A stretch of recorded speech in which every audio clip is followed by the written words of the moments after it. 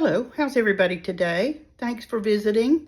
I was going to cook for y'all yesterday and our power went out. So by the time it came back on, I was just so frustrated. I was just over it. So today we have, we're going to make some shrimp Creole. A little bit special. Maybe not an everyday meal for everybody. Not in this house, it's certainly not an everyday meal very often. But we had a birthday yesterday, and since I didn't get to cook last night or yesterday afternoon, I'm going to do this today. This is super easy. It's super quick. You can have it on the table in 30 minutes. It's just really an easy dish. So I'm going to show you, and don't get scared. I'm going to show you. I prepped everything beforehand. So I'm going to show you that. It looks like a lot, but it's really not. And I like to prep before and just step by step, especially if I'm showing you. So hang on just a minute. Okay, there's all of our ingredients except for the shrimp. They're sitting in a colander right now. But see, it's just a little, like a couple of bay leaves, a fourth of a teaspoon of this, 2 tablespoons of that. Super easy. It's just spread out so that you can see what we're doing. So I'm going to move you over to the stove and let's get started step by step. And we'll put this together and you'll be amazed at how easy it is. Okay, let's get started. I have my iron pot. If you don't want to use something like this, you can use a deep skillet, just any heavy bottom pot. So we're going to turn our eye on to between high and medium, and we're going to add 4 tablespoons of butter. This is salted butter. Salted butter is pretty much everything I use unless I'm just baking or something like that. So that's 4 tablespoons of salted butter. And we're going to start that melting.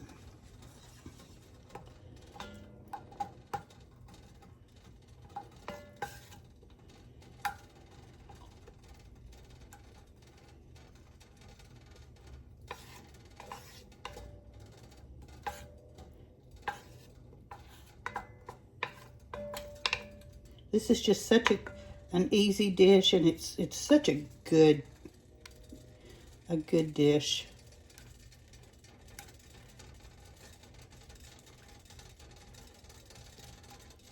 So we're going to give that just a second. Okay, our butter's melted. So we're going to add in a large yellow onion.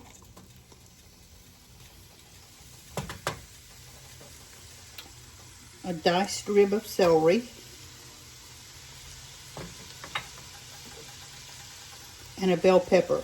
Honestly, this should probably be a green bell pepper, but I have somebody, and I know I've told you before, that does not like bell pepper, but this is a dish, in my opinion, that absolutely needs bell pepper.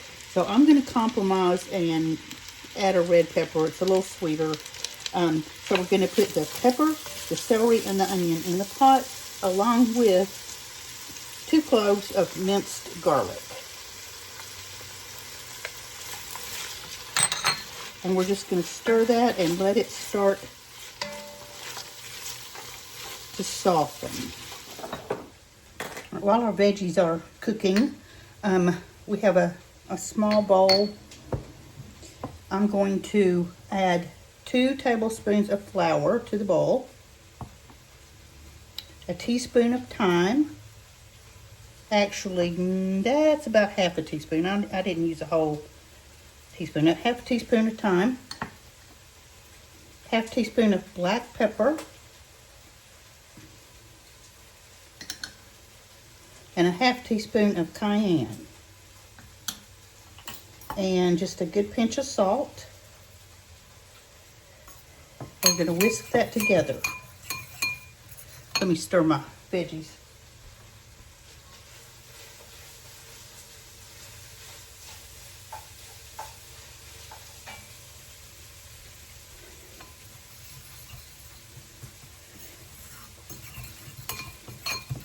Just going to get that all mixed up together.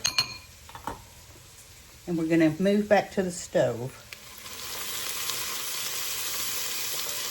Our veggies are soft. They're getting a little bit brown. So we're going to add in the flour, thyme, salt, pepper mixture that we just mixed together. Stir that all in.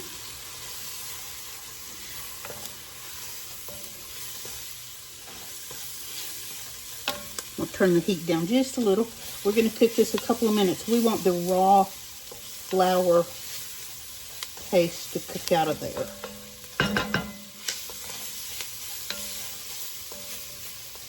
And if you can see, the bottom of the pot is getting brown bits on it. And all that is just flavor. So we're going to let that cook for a minute. Okay, that's cooked about 2 minutes. And we're going to add in 1/3 of a cup of chicken broth. If you prefer, you can use a dry white wine for this step. But I'm just using chicken broth.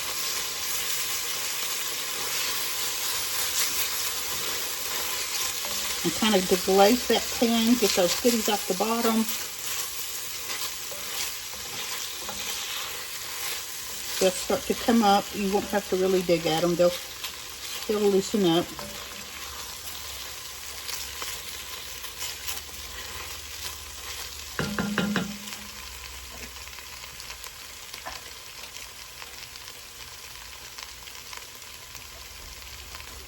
Okay, now we're going to add a can of diced tomatoes.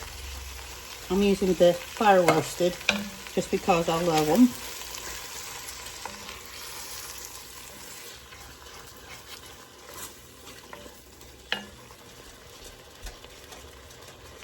We're going to add a cup of chicken broth.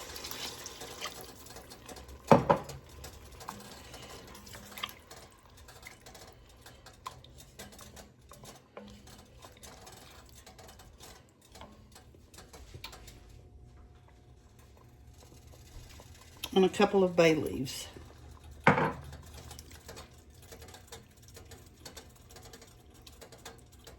Bring that up to a simmer, and we're going to let it simmer for about 20 minutes, 20 to 25 minutes, and then we'll be back.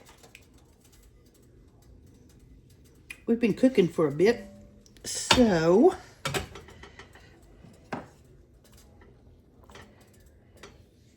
everything is just cooked and blended.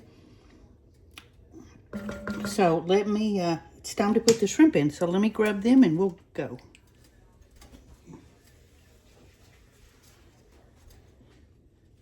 Okay, I have 2 pounds of large shrimp that I cleaned them, took the tails off. They're ready to cook. And we're going to put these right in here and just put the lid back on. I did take the bay leaves out. So let's just start putting our shrimp in.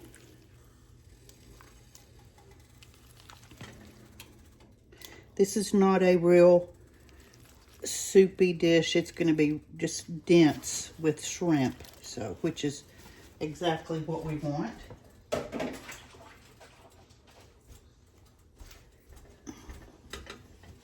I have my pot setting really low. So I'm just going to stir those in and put the lid on it for a couple of minutes till they turn pink.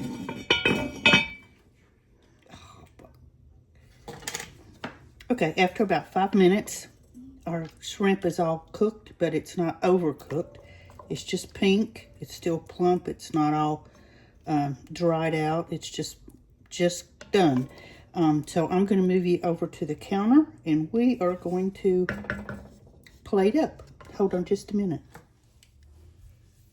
Okay, here we have our shrimp Creole. I'm going to just sprinkle a few spring onions over it for garnish. And there we have it. I will add some hot sauce to mine. You could have added hot sauce when you were putting it together, but you know, if you have somebody that's eating that doesn't really like hot, then you certainly don't want to do that. So I'm just going to put some hot sauce over mine now. But there we go. Let's have a taste. I think I'm going to eat this with a spoon. I don't want to miss anything. We're going to serve this with just long grain white rice.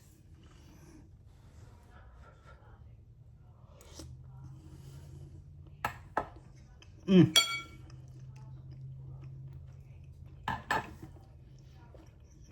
Delicious. The shrimp are perfectly cooked. Everything came together so easy, so quick. So there you have it. This shrimp Creole is absolutely doable for a weeknight. It's, you know, except for your prep time, there's hardly any cooking time to it, just very little. And you got your rice cooking separately, so easy, easy. Don't forget to like, share, please subscribe to my videos. I'm on House Hobbit, Mimi the House Hobbit on Facebook and YouTube, and I have lots of new followers. Thank you guys so much. So yeah, please go in on there and watch my videos. Go cook something good. Enjoy your evening, and we'll talk tomorrow. Bye-bye.